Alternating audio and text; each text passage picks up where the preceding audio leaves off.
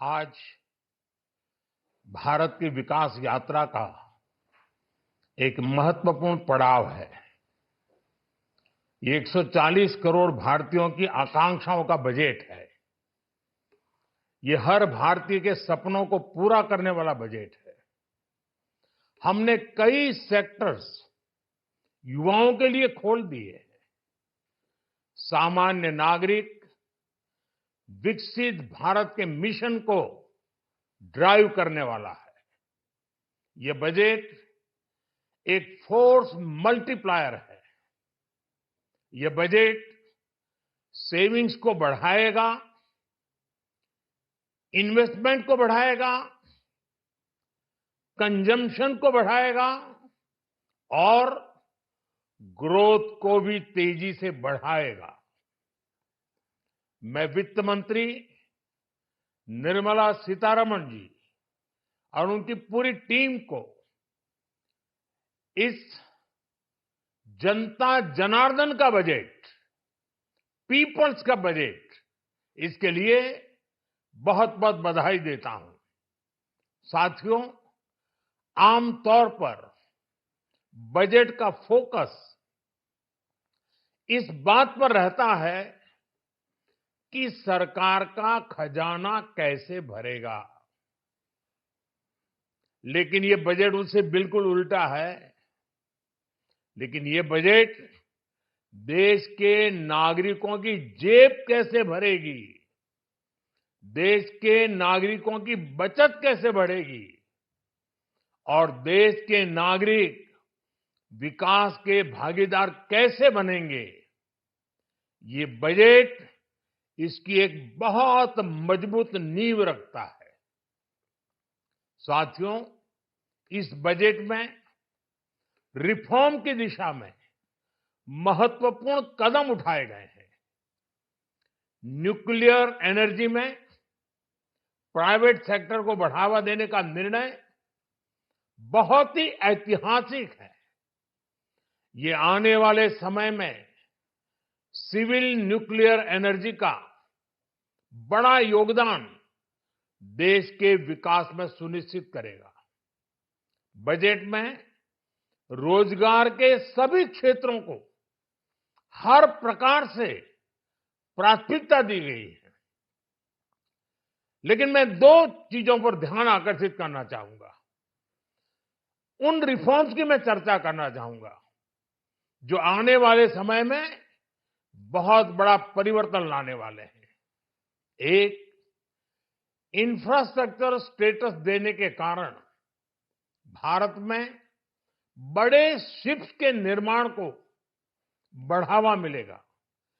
आत्मनिर्भर भारत अभियान को गति मिलेगी और हम सब जानते हैं कि शिप बिल्डिंग ये सर्वाधिक रोजगार देने वाला क्षेत्र है। उसी प्रकार से देश में टूरिज्म के लिए बहुत संभावना है। महत्वपूर्ण 50 टूरिस्ट डेस्टिनेशन, वहां पर जो होटल्स बनाएंगे, उस होटल को पहली बार इंफ्रास्ट्रक्चर के दायरे में लाकर टूरिज्म पर बहुत बल दिया है। इससे हॉस्पिटैलिटी सेक्टर को, जो रोजगार का बहुत बड़ा क्षेत्र है, और टूरिज्म जो रोजगार का सबसे बड़ा क्षेत्र है, एक प्रकार से चारों तरफ रोजगार के अवसर पैदा करने वाला एक क्षेत्र को ऊर्जा देने वाला काम करेगा।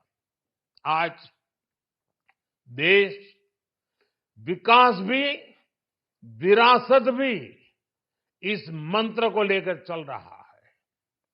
इस बजट में भी इसके लिए भी बहुत महत्वपूर्ण और ठोस कदम उठाए गए हैं।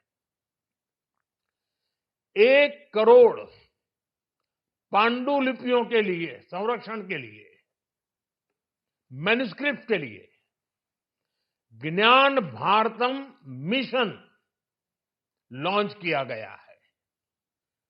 साथ ही भारतीय ज्ञान परंपरा से प्रेरित एक नेशनल डिजिटल रिपोजिटरी बनाई जाएगी। यानी टेक्नोलॉजी का भरपूर उपयोग किया जाएगा और हमारा जो परंपरागत ज्ञान है उसमें से अमृत निचोड़ने का भी काम होगा। साथियों, बजट में किसानों के लिए जो घोषणा हुई है वो कृषि क्षेत्र और समूची ग्रामीण अर्थव्यवस्था में नई क्रांति का आधार बनेगी। पीएम धन धान्य कृषि योजना के तहत 100 जिलों में सिंचाई और इंफ्रास्ट्रक्चर का डेवलपमेंट होगा। किसान क्रेडिट कार्ड की लिमिट 5 लाख तक होने से उन्हें ज्यादा मदद मिलेगी। साथियों, अब इस बजट में 12 लाख रुपए तक की आय को टैक्स से मुक्त कर दिया गया है। सभी आय वर्ग के लोगों के लिए टैक्स में भी कमी की गई है। इसका बहुत बड़ा फायदा हमारे मिडिल क्लास को, नौकरी पेशे करने वाले जिनकी आय बंधी हुई है ऐसे लोगों को, मिडिल क्लास को इससे बहुत बड़ा लाभ होने वाला है। उसी प्रकार से जो नए नए प्रोफेशन में आए हैं, जिनको नए नए जॉब मिले हैं, इनकम टैक्स की ये मुक्ति उनके लिए एक बहुत बड़ा अवसर बन जाएगी। साथियों, इस बजट में मैन्युफैक्चरिंग पर 360 डिग्री फोकस है ताकि एंटरप्रेन्योर्स को, एमएसएमईज को, छोटे उद्यमियों को मजबूती मिले और नई जॉब पैदा हो। नेशनल मैन्युफैक्चरिंग मिशन से लेकर clean tech, leather, footwear, toy industry जैसे अनेक सेक्टर्स को विशेष समर्थन दिया गया है। लक्ष्य साफ है कि भारतीय प्रोडक्ट्स ग्लोबल मार्केट में अपनी चमक बिखेर सके। साथियों, राज्यों में इन्वेस्टमेंट का एक वाइब्रेंट कॉम्पिटिटिव माहौल बने, इस पर बजट में विशेष जोर दिया गया है। एमएसएमईज और स्टार्टअप के लिए क्रेडिट गारंटी को दोगुना करने की घोषणा भी हुई है। देश के एससी, एसटी और महिला जो नए उद्यमी बनना चाहते हैं उनको 2 करोड़ रुपए तक के लोन की योजना भी लाई गई है और वो भी बिना गारंटी। इस बजट में न्यू एज इकोनॉमी को ध्यान में रखते हुए गीग वर्कर्स के लिए बहुत बड़ी घोषणा की गई है। पहली बार गीग वर्कर्स का ई श्रम पोर्टल पर रजिस्ट्रेशन किया जाएगा। इसके बाद इन साथियों को स्वास्थ्य सेवा और दूसरी सोशल सिक्योरिटी स्कीम्स का लाभ मिलेगा। ये डिग्निटी ऑफ लेबर, इसके प्रति, श्रम एव जयते के प्रति सरकार के कमिटमेंट को दर्शाता है। रेगुलेटरी रिफॉर्म से लेकर फाइनेंशियल रिफॉर्म्स, जन विश्वास 2.0 जैसे कदमों से मिनिमम गवर्नमेंट और ट्रस्ट बेस्ड गवर्नेंस के हमारे कमिटमेंट को और बल मिलेगा। साथियों, ये बजट न केवल देश की वर्तमान आवश्यकताओं को ध्यान में रखता है बल्कि हमें भविष्य की तैयारी करने में भी मदद करता है।